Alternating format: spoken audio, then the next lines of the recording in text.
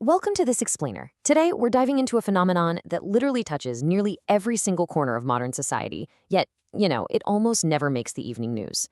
I want you to just sit back and consider something for a second.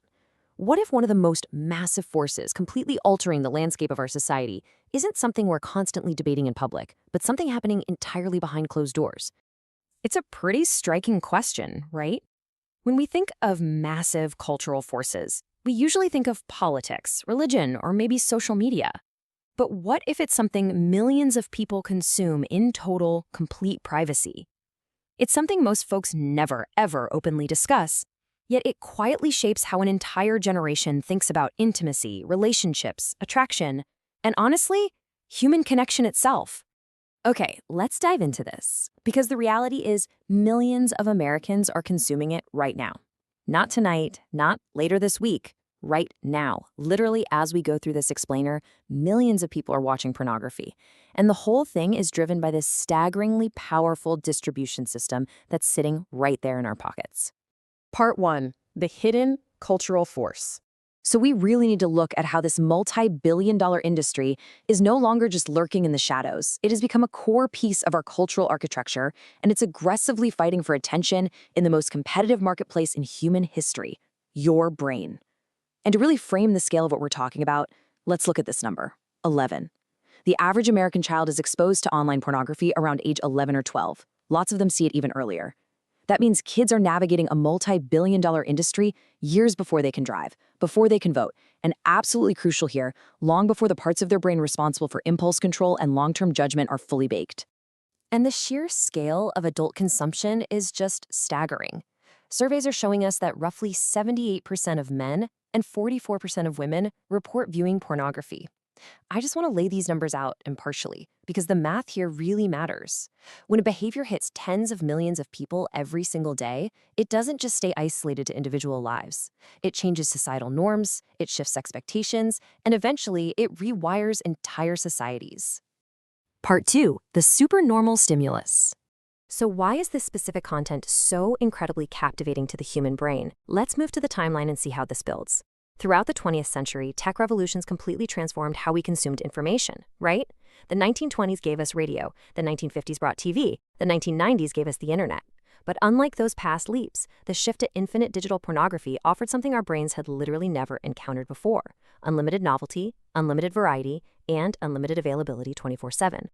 And this unprecedented access created what neuroscientists call a supernormal stimulus.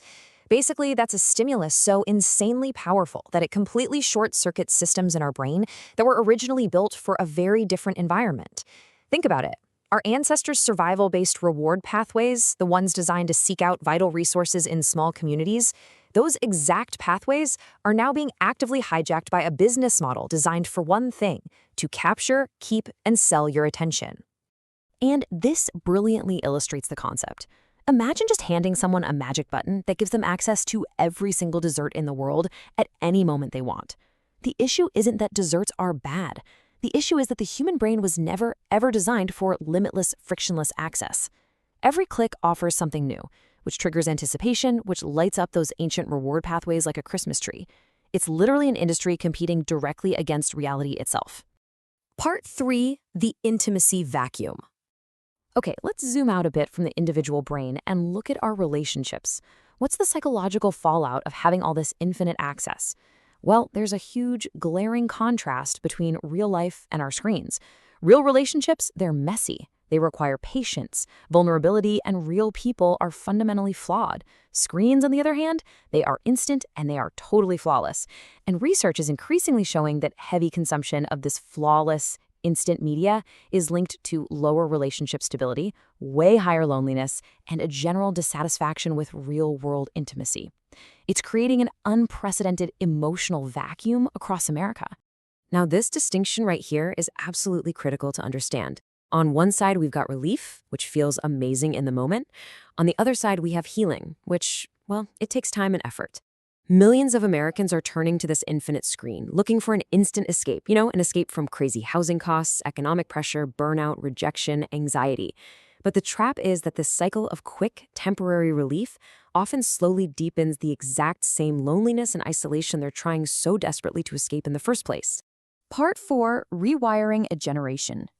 Now, the stakes get significantly higher when we look at adolescents who are coming of age in this exact digital environment. Now, what's really interesting about this slide is the sheer volume it represents, 73%. Studies are showing us that roughly 73% of teenagers have encountered this content.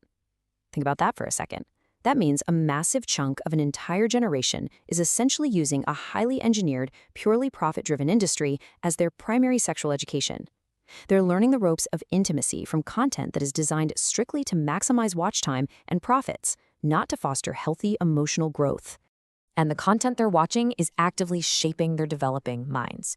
Researchers have found that a lot of mainstream content leans heavily into aggressive themes, coercive behavior, and completely unrealistic portrayals of intimacy. And when you're repeatedly exposed to these themes and they become normalized, it slowly changes the cultural baseline. Over time, it subtly alters what a whole generation believes about attraction, what they assume about consent, and what they expect from a partner. Culture changes slowly, right? One small assumption at a time. Part 5, the synthetic future.